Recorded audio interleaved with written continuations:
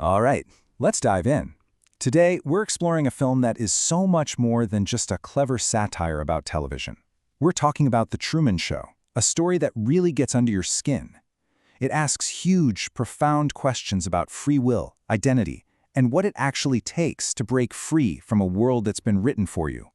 So, let's pull back the curtain and really explore the ideas hidden in plain sight.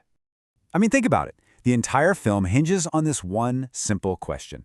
It's the kind of thought that can genuinely keep you up at night, and it's the absolute core of Truman Burbank's entire existence. What if the people you love, the job you go to every day, what if the very sky above your head was all just part of an elaborate, decades-long deception, all for the entertainment of other people? So to understand Truman's journey, we first have to understand his prison. And his prison is a town called Sea Haven. On the surface, it looks like paradise. Sea Haven's perfection is just fascinating. It looks flawless, always sunny, always clean, always safe. But this idyllic surface is completely unnatural. It's a meticulously designed system where everything, the weather, the people, even the conversations are scripted. And what's the price for all this perfect security? A total loss of freedom and any kind of real, genuine experience. Truman isn't living, he's performing in a life he doesn't even know is a show. But here's the thing. No system is ever perfect. No matter how carefully you construct it, eventually the illusion starts to fray at the edges. And this is right where Truman's real story kicks off.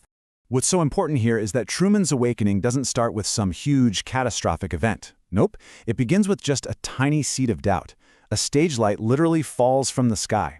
His car radio accidentally tunes into the crew's backstage frequency. He starts noticing the little loops, how people repeat the same phrases, how they all move with this unnatural purpose. That suspicion, that's the first crack in the wall of his reality. And all that suspicion leads him right here, to this fundamental question. This is the question that drives every single true change, not just in this film, but in our own lives too. The second you dare to ask it, the system, whatever it is, begins to lose its power over you. So how did the show's creator manage to keep Truman trapped for 30 years? Well, the methods are way more subtle and, frankly, way more insidious than just simple force. This is the absolute genius of the system's control. See, Truman is never held by physical bars. His prison is entirely in his mind. The show's creators manufactured a deep childhood trauma, the staged death of his father at sea, all to instill a crippling fear of water. This single psychological barrier is so much more effective than any wall could ever be. It just proves that the most powerful limits are always the ones we believe in ourselves. And here he is, the architect of it all, Christoph, speaking from his control room on the moon of all places. This one quote just perfectly captures his God complex and his entire justification for what he's doing. He truly believes he's given Truman a gift, a perfect, safe life, totally free from the chaos and pain of reality. Christoph is a classic example of a benevolent tyrant, and that concept is more relevant today than ever, isn't it? Think about the tech architects who design our social media feeds, deciding what we see to keep us engaged and happy, or these paternalistic systems that promise security in exchange for just a little bit of our data, a little bit of our choice. Christoph makes us ask a really uncomfortable question.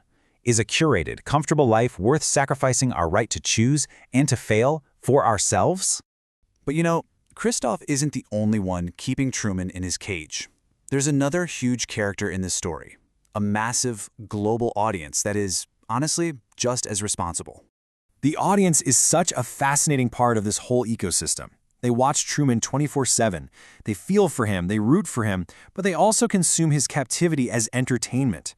This is such a sharp, prophetic critique of our own culture's obsession with reality TV and the voyeurism of social media, where a person's private life becomes a public spectacle. The viewers aren't just watching, they are active participants in his imprisonment. So all of this builds and builds to the film's incredible climax, where Truman has to finally make the ultimate choice between the comfortable lie he's always known and the terrifying unknown truth that's out there. And to get to that truth, Truman has to confront his single greatest fear, the sea.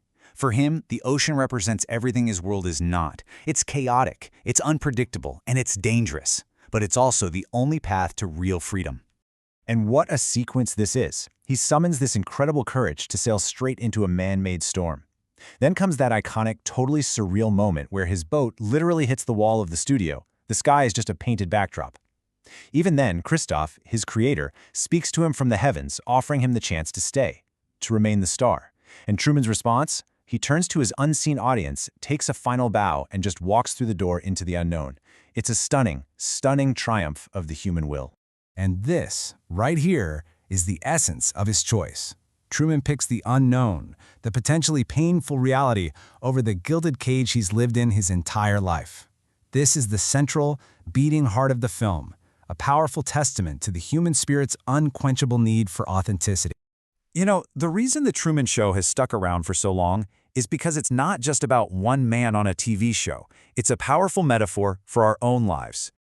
The film really leaves us with some powerful reminders.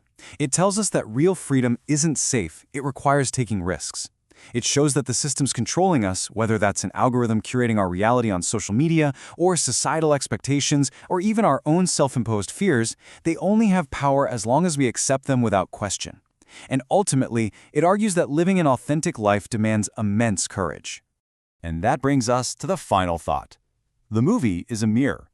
It forces us to ask, what studios might we be living in, constructed by our jobs, our routines, or our fears? So I'll just leave you with this question to ponder. What painted sky are you sailing towards? And which walls do you have to break through?